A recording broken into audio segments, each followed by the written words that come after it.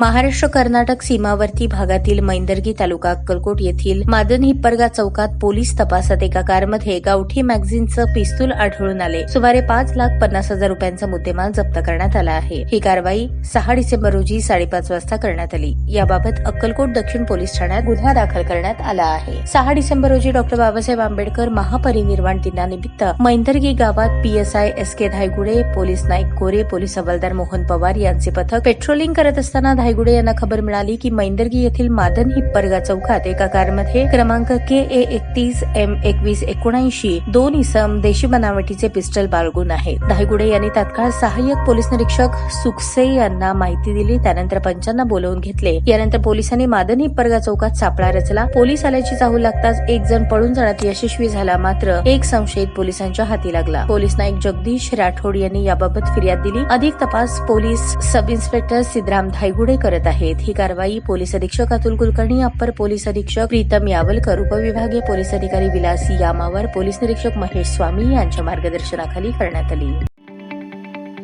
ताज्या बातम्या पाहण्यासाठी प्राईम महाराष्ट्र न्यूज चॅनलला सबस्क्राईब करा.